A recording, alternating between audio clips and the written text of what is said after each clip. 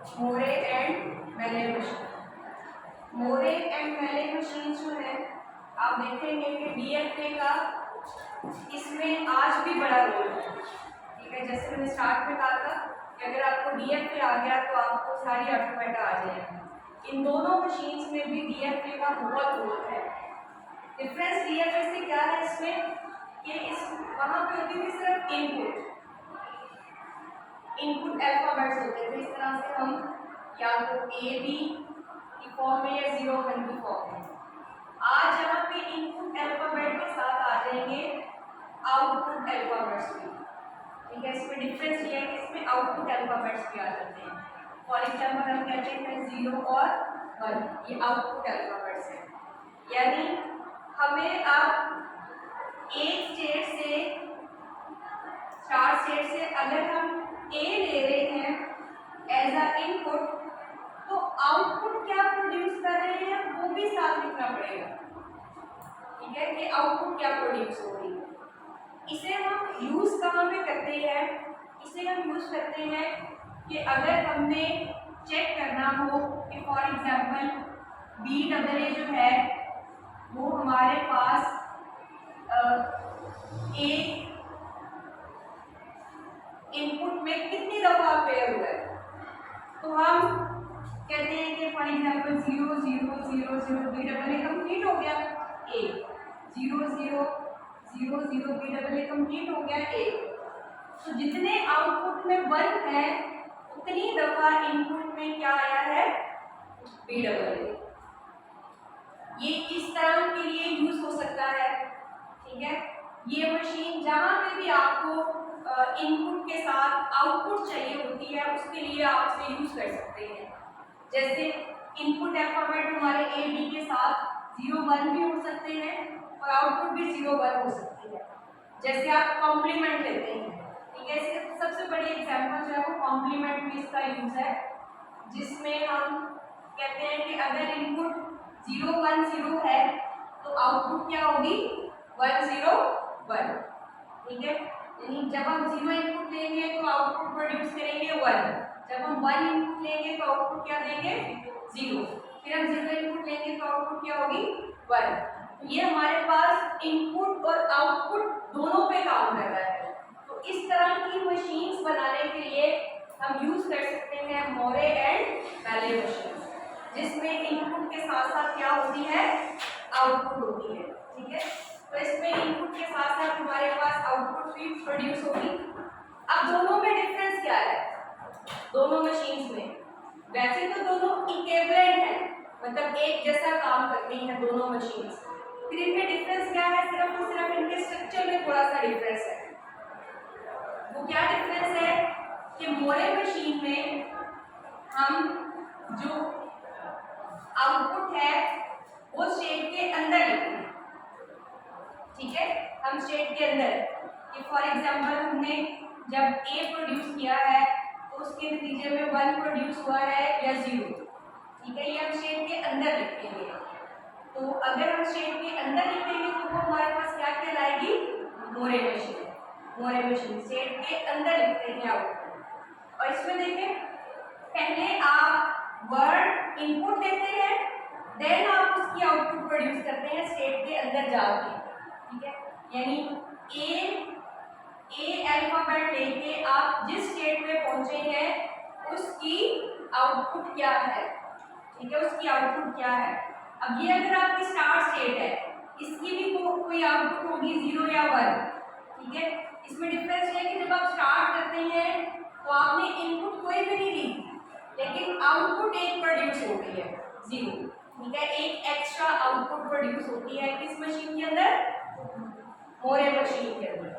ठीक है, Moore machine के अंदर आप एक एक्स्ट्रा आउटपुट प्रोड्यूस करते हैं। और मेले मशीन में क्या है कि जैसे ये लिखा हुआ है कि आप आउटपुट लिखते हैं एजेस के ऊपर। ठीक है, जैसे आपने ए रीड किया ऐसा इनपुट तो आउटपुट प्रोड्यूस हुई 0। बस इनमें ये डिफरेंस है दोनों में। काम के लिहाज से देखें तो दोनों में कोई फर्क नहीं है। जो काम मोरे मशीन करती है वो मेले भी करती है, जो मेले मशीन करती है वो मोरे भी करती है। फिर मेले मशीन क्यों डिजाइन की? सिर्फ इसी वजह से कि ये जो एक्स्ट्रा आउटपुट प्रोड्यूस कर रही है ना, उसको किसी तरह से ओवरकम कर लिया जाए, तो उसके लिए फिर मैनुअल मशीन डिजाइन हो। इसकी एक एग्जांपल देख लेते हैं।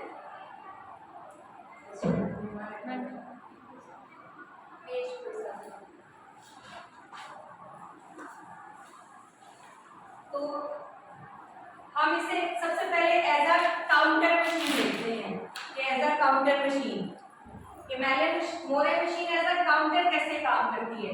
जैसे मैंने ये बताया आपको कि चीजें गिनना ये कितनी दफा है, और इसका बहुत ज्यादा आप देखेंगे कि अभी डीएफए से लॉजिक बड़ी मिलती जुलती होगी।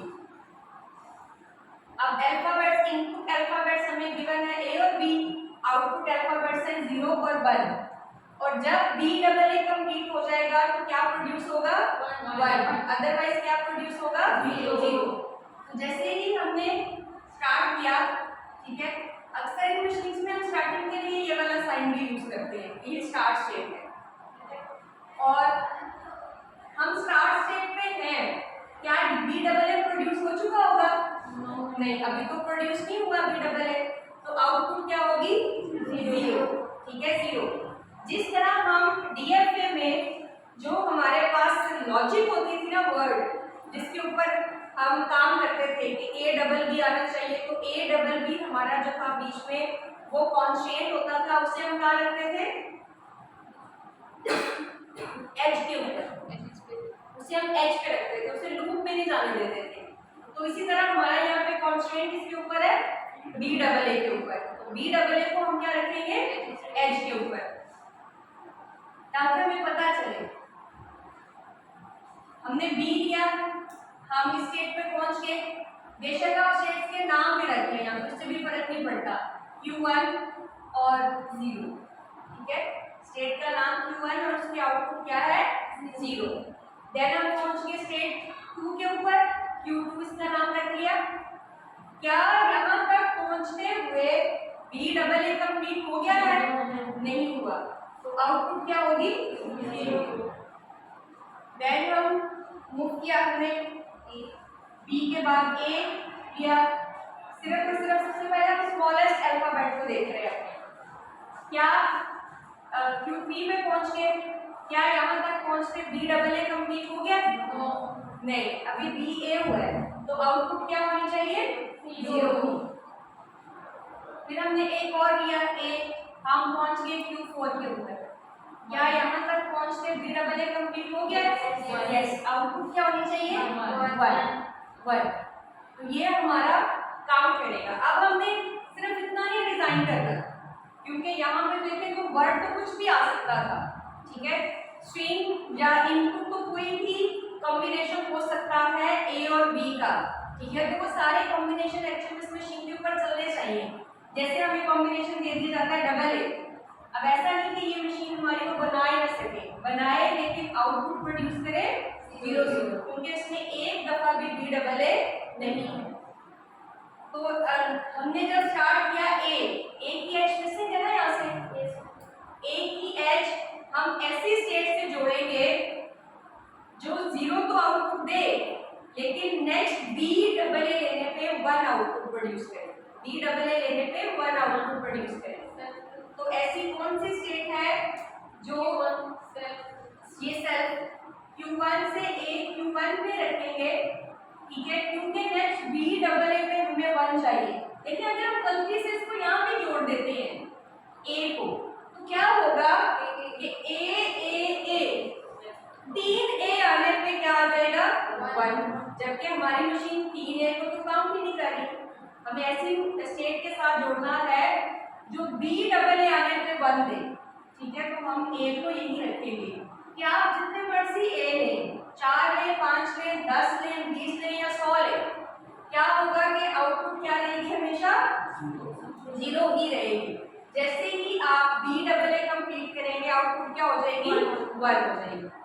अब यहाँ से ए और बी दोनों की एच कंप्लीट हो गई है, नेक्स्ट यहाँ से एच किसकी मिसिंग है बी की एच मिसिंग है। प्रीवियस हमने क्या लिया हुआ है, हमने बी लिया हुआ है इसमें लास्ट में, तो बी के साथ हमारी आउटपुट क्या होनी चाहिए 0।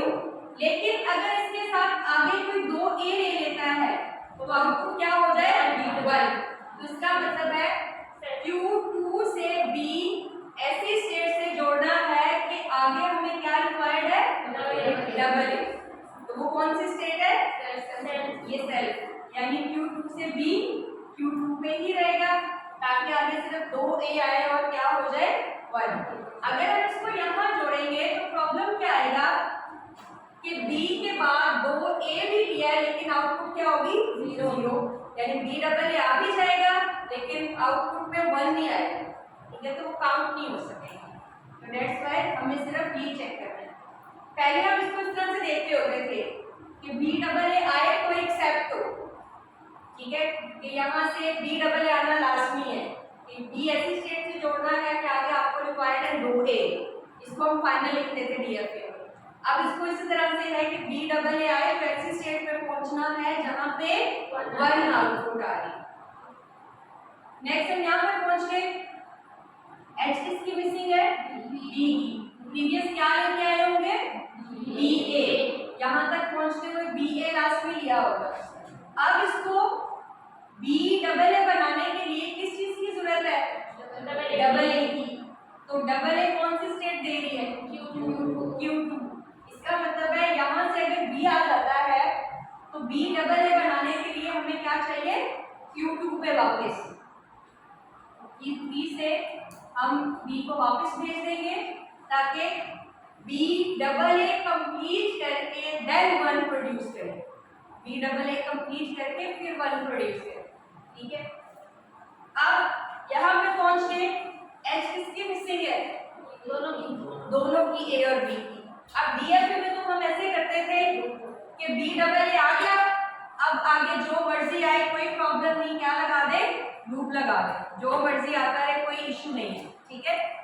लेकिन यहाँ पे अगर हम लूप लगाएंगे या A का या B का लूप लगाएंगे तो प्रॉब्लम क्या होगी कि B डबल ए के बाद अगर हम A लेंगे तो उसकी आउटपुट क्या होगी 1, फिर A लेंगे उसकी आउटपुट क्या होगी 1, जबकि 1 स्टेट पे हमें तब आना चाहिए जब B डबल ए कंप्लीट हुआ है, ठीक है। जैसे हम करते थे ना एंड में B डबल ए आना चाहिए उस चीज को। तो हम यहाँ से H मिसिंग है A की, प्रीवियस हमने B डबल ए लास्ट में लिया होगा, ठीक है। अब यहाँ से A के बाद हमें दोबारा B डबल ए बनाने के लिए किस चीज की जरूरत है कंप्लीट B डबल ए, ठीक है। दोबारा 1 लाने के लिए कंप्लीट B डबल ए आना चाहिए। तो कौन सी स्टेट है जो आपको लास्ट में B डबल ए दे रही है स्टेट नंबर Q1।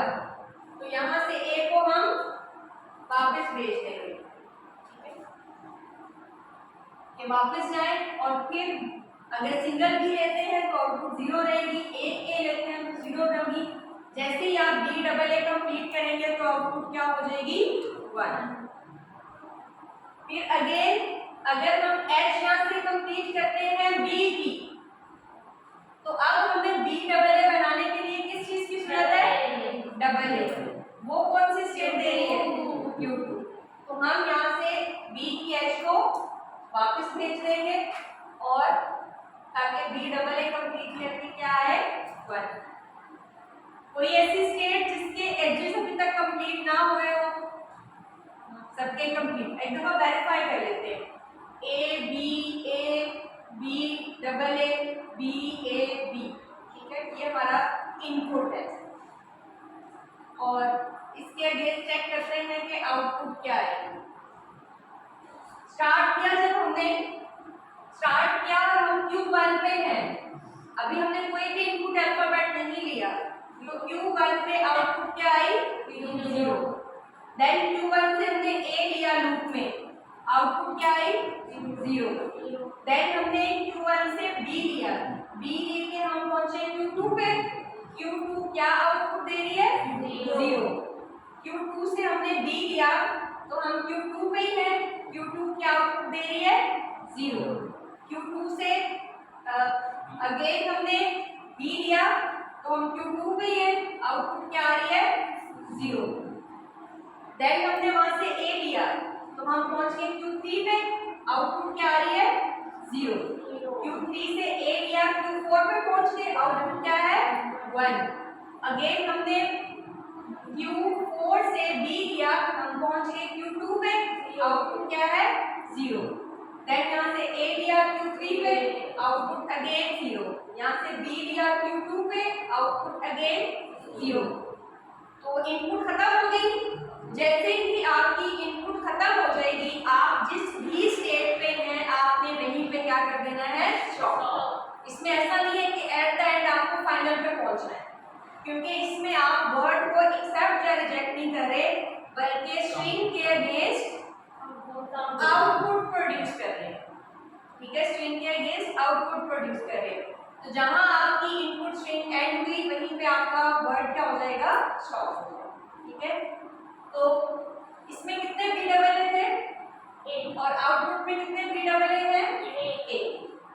ठीक है, और इस इनपुट कितने लेंथ थी, 1 2 3 4 5 6 7 8 9 और आउटपुट कितनी है 10। तो मोरे में जो फॉल्ट है वो यही है कि एक एक्स्ट्रा आउटपुट प्रोड्यूस करती है मोरे मशीन।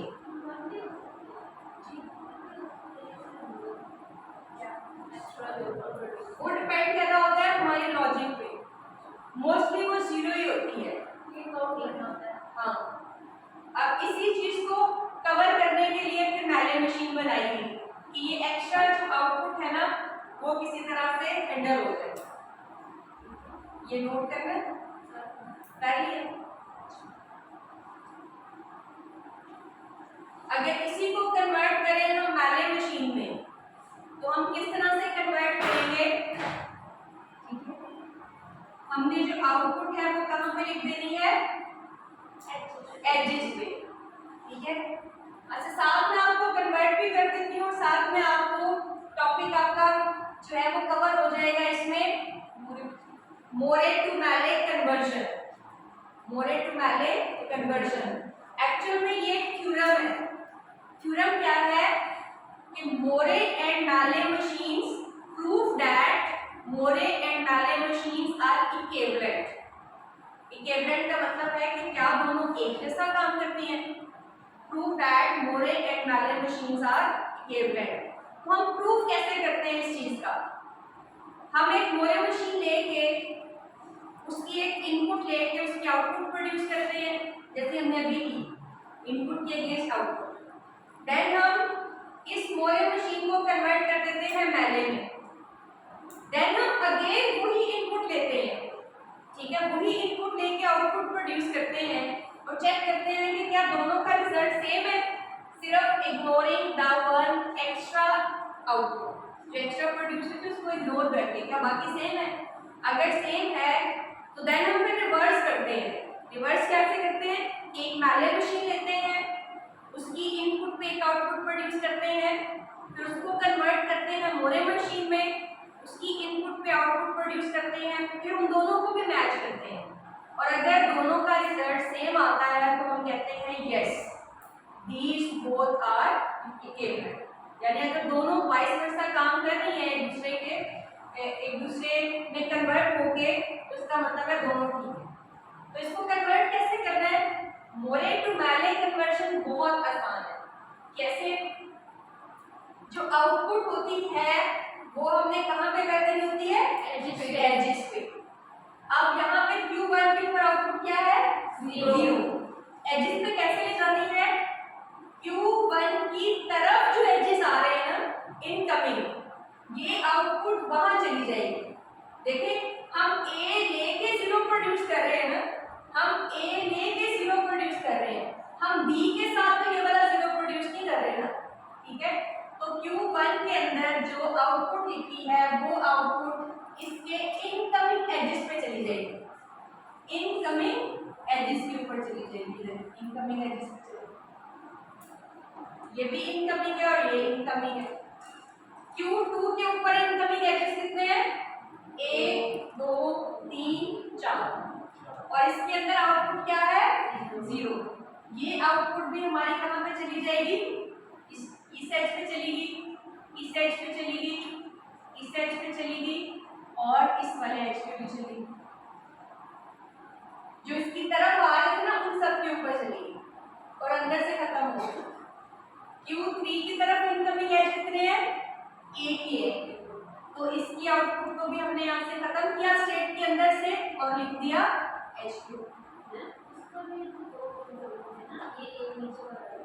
हाँ, इसके ऊपर लिखिए। अब Q4 की तरफ कितने इनकमिंग है? 1, और इसके स्टेट के अंदर से आउटपुट को हटा के हमने एज के ऊपर लिख दिया, इनकमिंग एज के ऊपर। ठीक है, तो वो हमारे पास देखिए, अब ये कौन सी मशीन है? मैरी मशीन, यानी आउटपुट स्टेट के अंदर नहीं है बल्कि एजेस के ऊपर इनपुट अल्फाबेट के साथ। अब इसे हम सेम यहाँ पे इसी आउटपुट को चेक करते हैं मैले मशीन की, कि जब हमने स्टार्ट किया, अब यहाँ से स्टार्ट किया Q1 से, तो कोई आउटपुट नहीं आई। ठीक है, हमने जब पहला ए लिया तो आउटपुट क्या आई? 0, फिर बी लिया 0, फिर ए लिया Q3 पे चले गए 0, फिर बी लिया वापस चले गए Q2 पे 0, फिर ए लिया Q3 पे आए 0, फिर ए लिया तो यहाँ पे पहुंच गए 1, फिर बी लिया 0, फिर ए लिया 0, फिर बी लिया 0। तो क्या दोनों की आउटपुट सेम है? इसके आउटपुट के कितने अल्फाबेट हैं? इसके अल्फाबेट है 9, इसके थे 10 और इसके भी 9। तो मैले machine exactly same length output produce करती है जैसे आपकी इनपुट। कौन से वाला? ये देखो, हमने स्टार्ट किया Q1 पे गए, कोई भी आउटपुट प्रोड्यूस नहीं हो रही Q1 पे। हमने ए लिया, ए ऊपर है, जैसे हमने ए लिया आउटपुट क्या आ रही है? 0। वहां अभी हम कहाँ पे खड़े हैं? Q1 पे। देन हमने Q1 से बी लिया, हम पहुंच गए Q2 पे। बी लेते ही आउटपुट क्या आ रही है? 0। देन Q2 से अगेन ए लिया, कहाँ पहुंच गए? Q3 पे। लेकिन ए लेते ही पहले आउटपुट क्या आ रही है? 0, यानी इनपुट के साथ ही आउटपुट आ जाती है, बाद में आप स्टेट पे पहुंच गए। ठीक है, Q3 से देन आपने बी लिया, आप वापस Q2 पे चले गए, बी लेते ही आप आउटपुट क्या प्रोड्यूस कर रहे हैं? 0। फिर आपने ए लिया, आप वापस Q3 पे आ गए, आउटपुट अगेन क्या है? 0।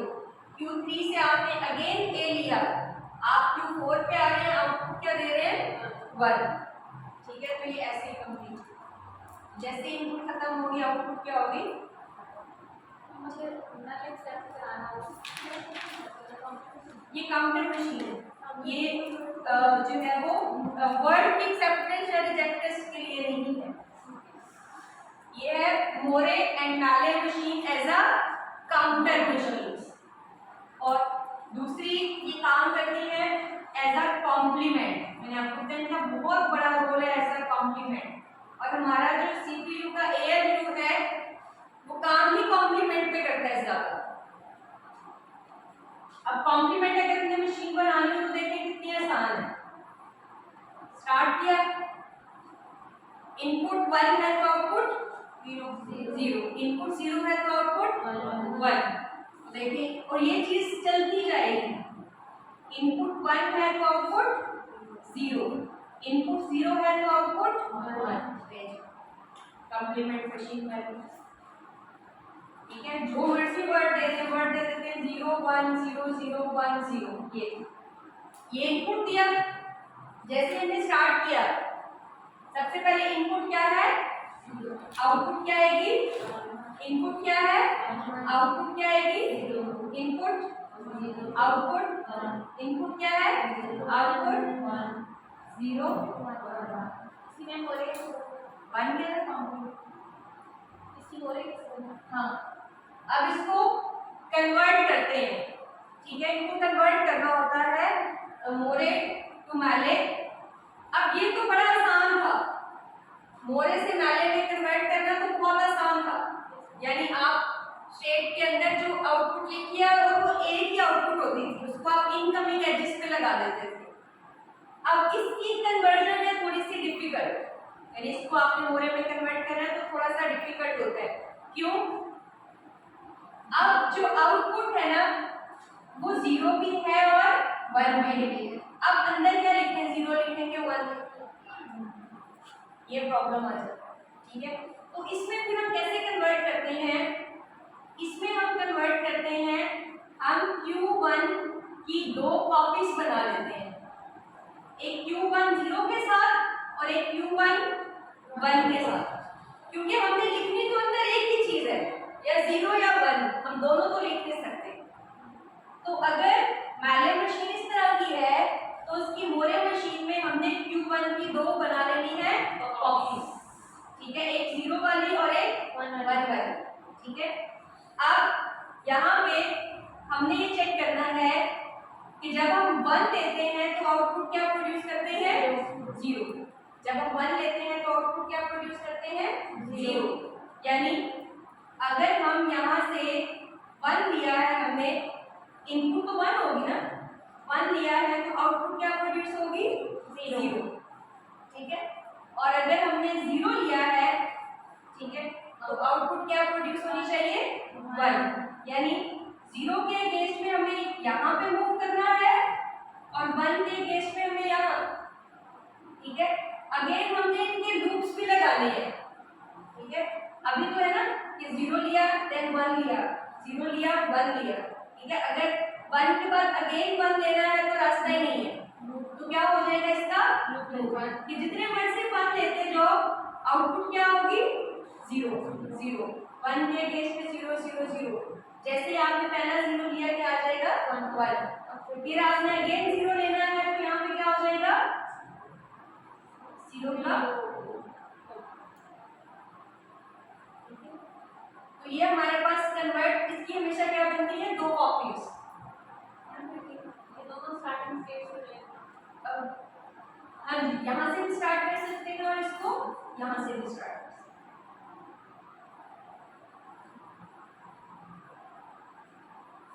अगर तो मशीन कुछ ऐसी होती कि आपने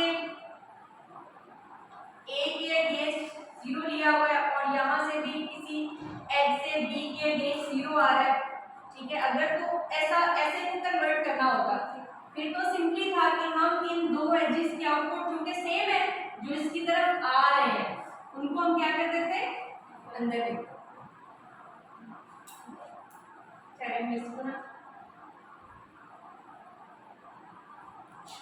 एक ऐसी कोई डमी मशीन ले लेते हैं, ठीक है, जिसकी हमें वर्किंग के बारे में नहीं पता कि वो क्या कर रही है, सिर्फ हमने जो प्रूव करना था ना, हमने ये तो चेक कर लिया कि for every Moore machine there must be a Mealy machine. अब हम ये भी प्रूव कर लेते हैं कि for every Mealy machine there is a Moore machine that produce same output, ठीक है। तो हमने Q की कोई 3 स्टेज वाली ले लेते हैं, Q0 Q1 और Q2। फॉर एग्जाम्पल ये स्टार्टिंग स्टेज है, यहाँ से A के साथ हम 0 प्रोड्यूस कर रहे हैं, यहाँ से B के साथ हम 0 प्रोड्यूस कर रहे हैं, यहाँ से B की एजेस यहाँ एक लूप लगा लेते हैं A का, जो 1 प्रोड्यूस कर रहा है, B 0 प्रोड्यूस कर रहा है, और यहाँ से जा रहा है इधर, जो प्रोड्यूस कर रहा है 1, और इसका भी ऑलरेडी कर रहा है। अब हमें नहीं पता कि ये मैले मशीन कर क्या रही है, हमने सिर्फ इस मैले मशीन को कन्वर्ट करना है किसमें, मोरे मशीन में। तो सबसे पहले हम एक स्टेट को लेंगे, ये Q0 है, इसकी तरफ इनकमिंग एज कितने हैं, बिल्कुल रिवर्स काम करेंगे जो हमने यहाँ किया था। यहाँ हमने Q1 देखी थी, हमने देखा था इनकमिंग एज कितने हैं, और हमने स्टेट के अंदर से आउटपुट निकाल के इनकमिंग पे डाल दी। अब उसका रिवर्स होगा, इसकी तरफ इनकमिंग एज कितने हैं, 2, दोनों के ऊपर आउटपुट क्या है, 0। ये तो काम ही आसान हो गया कि यहाँ से आउटपुट को खत्म करो और यहाँ पे लगा दो। देखो यहाँ से 0 है ना, यहाँ भी Q0 स्टेट है, इसकी तरफ इनकमिंग एज कितने हैं, एक ये आ रहा है और एक ये, इन दोनों के ऊपर आउटपुट क्या है, 0। तो हम कन्वर्ट किस मशीन में कर रहे हैं, मोरे में आउटपुट कहाँ लिखी जाती है, स्टेट के अंदर। तो हमने सिंपली एच के ऊपर से खत्म कर देनी है और कहाँ लगा देनी है, छेद के अंदर, क्योंकि सेम थी ना, प्रॉब्लम ही नहीं हुआ। इधर देखते हैं,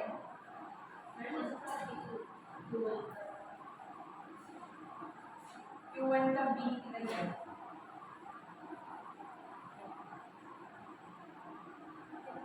अब Q1 का B, Q2 की तरफ इनकमिंग एज कितना है, 1। आउटपुट क्या है इसके ऊपर, 1। प्रॉब्लम यहाँ पे भी कोई नहीं है, यहाँ पे भी सिंपली इसके अंदर लिख दे और यहाँ से क्या कर दे, खत्म। ठीक है, अब Q1 की तरफ इनकमिंग एजेस कितने हैं, एक ये है और एक ये। तीनों के ऊपर आउटपुट क्या है, डिफरेंट है, 0 भी है और 1 भी। अब प्रॉब्लम क्रिएट होता है कि अंदर क्या लिखें, 0 लिखें या 1 लिखें। फिर उस केस में हमें क्या करना पड़ता है, 2 कॉपीज बनानी है, 2 कॉपीज। पहले हम ऐसी मशीन बना लेते हैं जिसका Q1 से कोई ताल्लुक नहीं है, यानी ये जो Q0 है इसके अंदर आउटपुट है 0, इसका जो लूप है इसका Q1 से कोई ताल्लुक नहीं है। ठीक है, ये जो Q2 स्टेट है इसके अंदर आउटपुट है 1, इसकी जो ये वाली एज है इसका भी कोई ताल्लुक नहीं है Q1 से, ना वो Q1 की इनकमिंग है ना आउटपुट, उसका कोई ताल्लुक नहीं। ठीक है, अब Q1 की हम बनाएंगे 2 कॉपीज, एक Q1 0 के साथ और दूसरी Q1 1 के साथ। ये हमने बना ली 2 कॉपीज। ठीक है, अब सबसे पहले आप इनकमिंग्स को देखिए। इनकमिंग्स, एक ये इनकमिंग है, एक ये है और एक लूप है। पहले इन दोनों को हैंडल करते हैं। ये इनकमिंग स्टार्ट कहाँ से हो रही है, और इसके ऊपर आउटपुट क्या है, 0। Q0 से स्टार्ट होगी, आउटपुट क्या होनी चाहिए, 0। तो इसके साथ लगेगी या इसके साथ, Q1 0 वाली के साथ, क्योंकि आउटपुट मान में क्या दे रही है, 0।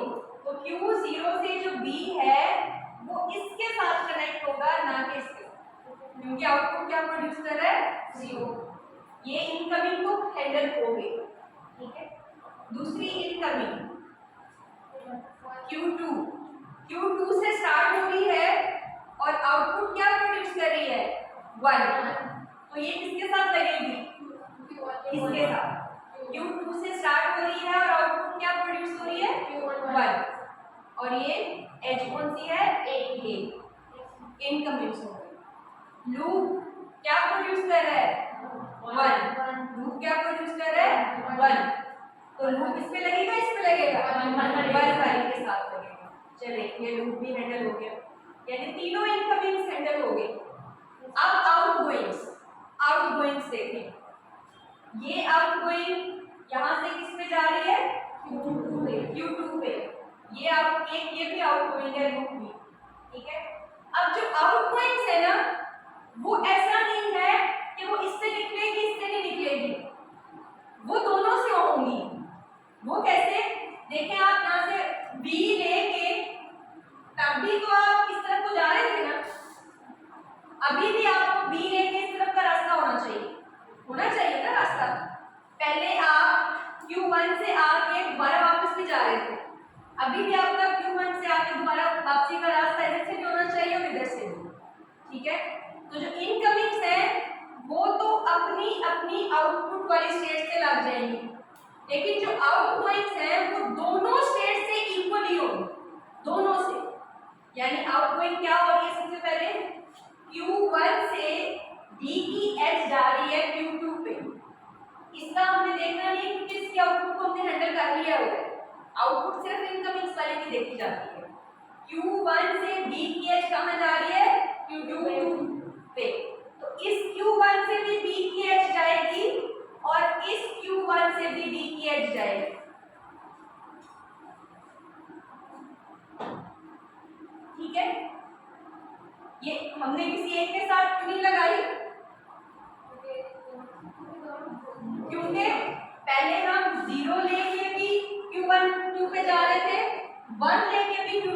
सकते थे, ठीक है। 0 और 1 दोनों के बाद हम Q2 पे जा सकते हैं।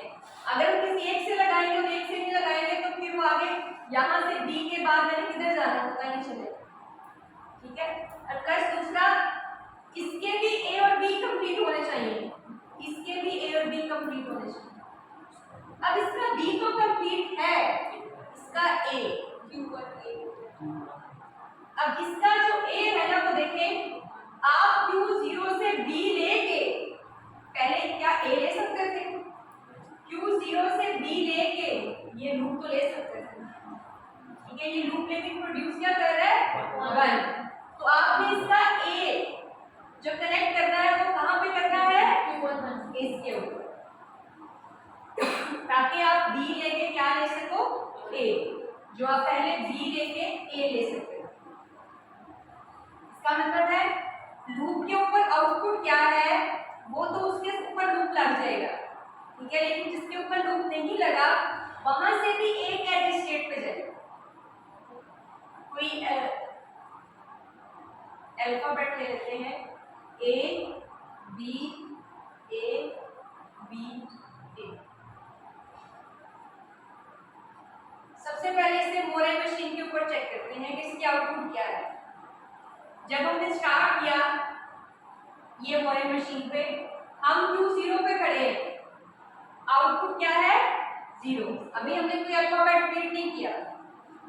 देन हमने A रीड किया, हम Q0 पे वापस आ गए, आउटपुट क्या होगी 0।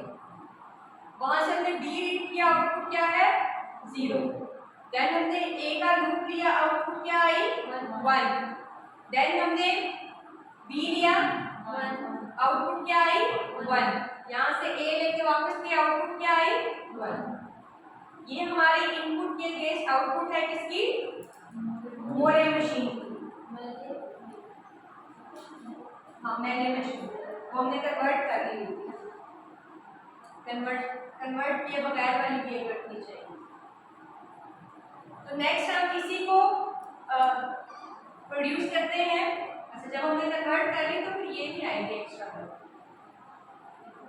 क्योंकि ये जो ओरिजिनल में थी ना, ये कन्वर्ट हो गई ना, ओरिजिनली ऐसे थी।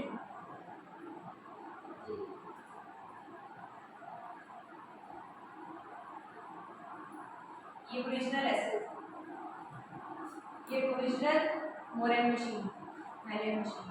जब हमने स्टार्ट किया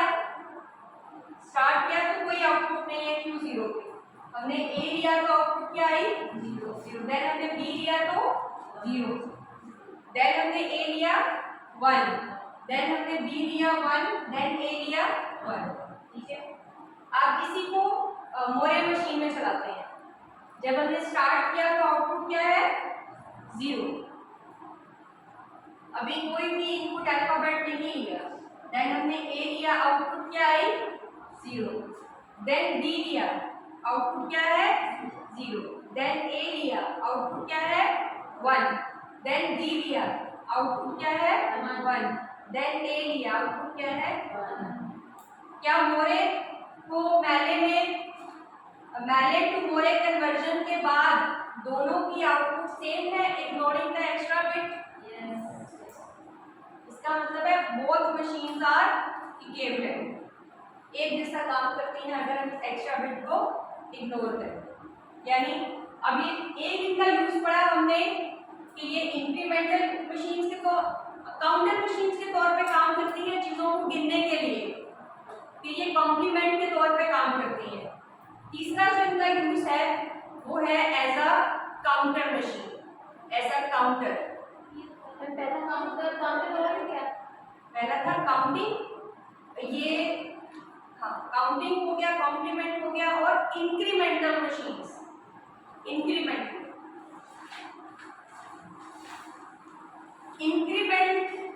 जैसा हम करते हैं ना, वंस कॉम्प्लीमेंट लिया देन टूस कॉम्प्लीमेंट।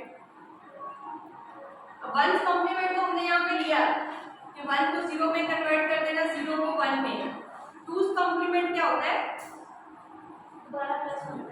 हाँ, वंस कॉम्प्लीमेंट के अंदर 1 का क्या करते हैं?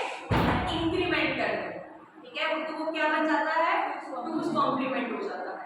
अब जो वंस का कॉम्प्लीमेंट यानी जो इंक्रीमेंट करना है ना वन का, उसके लिए भी हमारी मशीन काम करती है मोरे और पहले। ठीक है, ये मशीन काम कर रही है। तो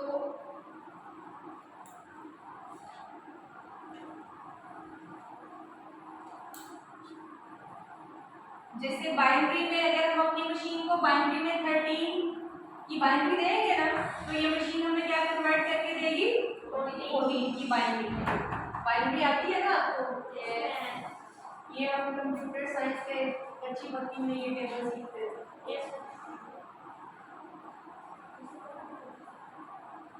ये किसकी बाइनरी है, 0 0 1 में 1 वाली बिट ऑन हो सकती है और ये वाली क्या रहती है 0। की बाइनरी में ये ऑन हो जाती है और ये क्या रहती है 0। ये 3 की बाइनरी 4 वाली बिट ऑन और बाकी सारी 0। 5 वाली बिट ऑन बाकी 0। 6 वाली बिट ऑन बाकी 0। 7 वाली बिट ऑन बाकी 0।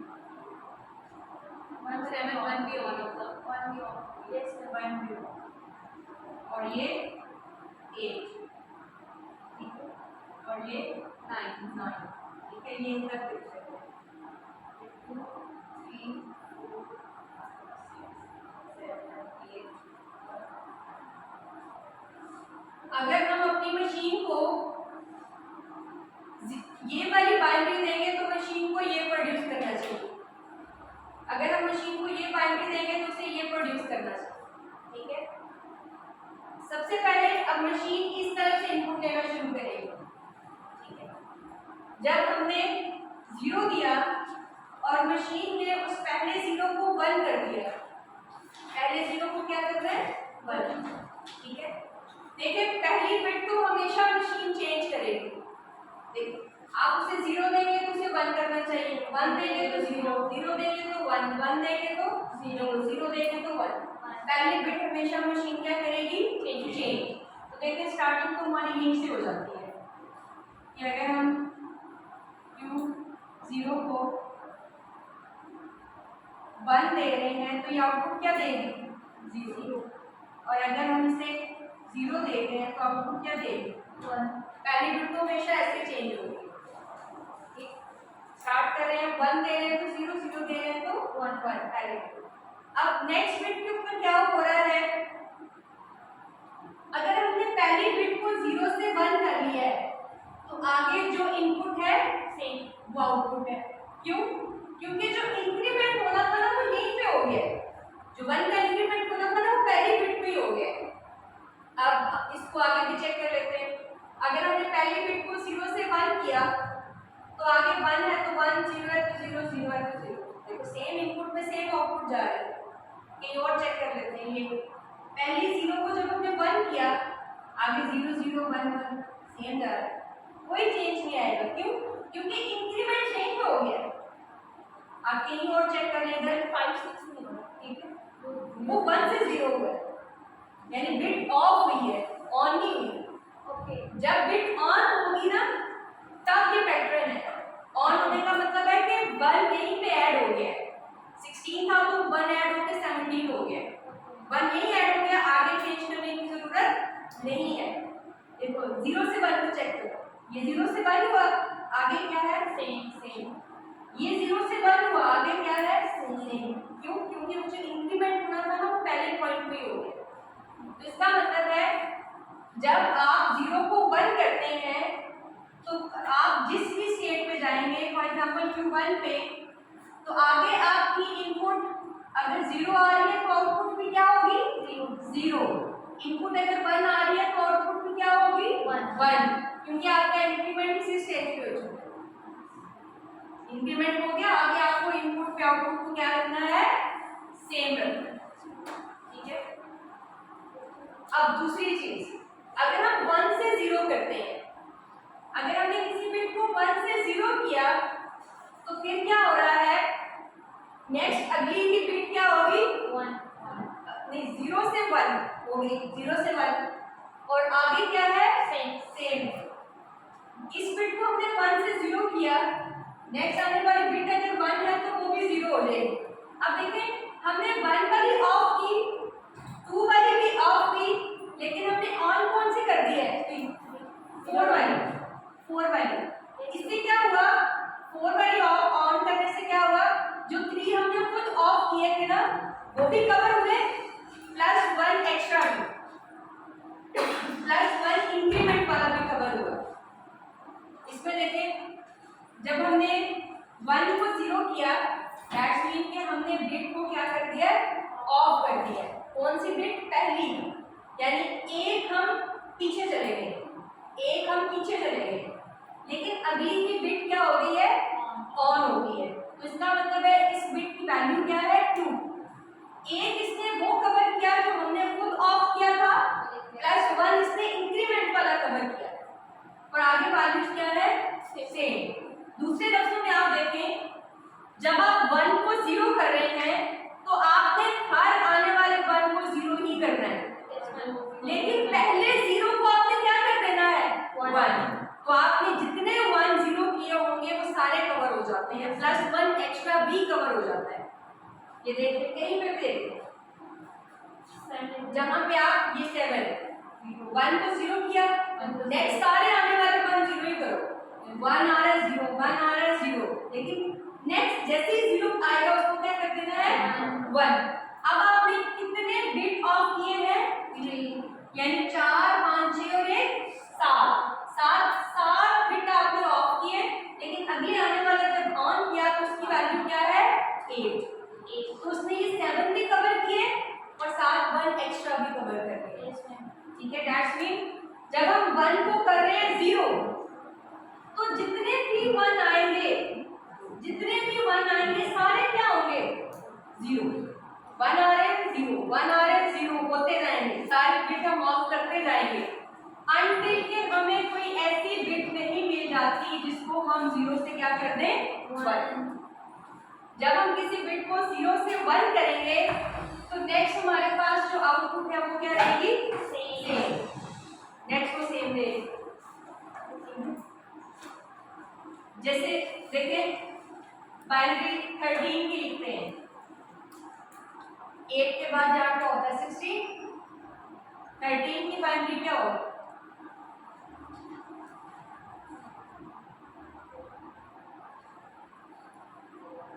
13 1 क्या होगा, एक तो 1 ऑन होगा, ठीक है, 8 और ये होगा, ऐसे ही होगी ना, यस मैम। अब इसमें आने वाला है पहला 1, ठीक है। हमारे लॉजिक के हिसाब से हम अगर पहले 1 को 0 कर देते हैं तो नेक्स्ट जो 0 आ रहा है उसको क्या करना है, हमने 1 करना है, कि नेक्स्ट आने वाले 0 को आपने 1 कर देना है। लेकिन अगर कोई 1 नहीं आ रहा है तो उसको 0 ही करते जा रहे हैं, लेकिन हमारा नेक्स्ट बिट की 0 आ गई, उसको 1 किया। नेक्स्ट जो है वो सेम रहेंगे, नेक्स्ट जो है वो सेम रहेंगे। अब देखो ये लॉजिक इधर लगाइए, यहाँ से शुरू कर दें, पहले आने वाले 1 को क्या किया, 0, पहला 1 है उसको 0, अगेन 0 आ गया उसको क्या किया, 1। जब 0 को 1 किया तो आगे 0 पे 0 ही, 1 पे 1 ही, सेम ही रहेगा। अब ये किसकी बाइनरी है और ये बाइनरी है, 14 8 और 4 12 14। अब बाइनरी लेते हैं, ये किसकी बाइनरी है, 15। हमारे हिसाब से पहले 1 करो 0 फिर जितने भी 1 आ रहे हैं वो सारे क्या हो जाएंगे, 0 लेकिन एक आने वाले 0 को क्या कर दो, 1। एक आने वाले 0 को क्या कर दो, 1।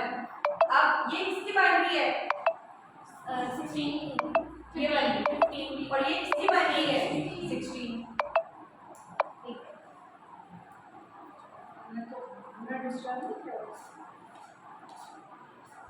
मेरा लेक्चर तो वाइंड अप हो ही गया।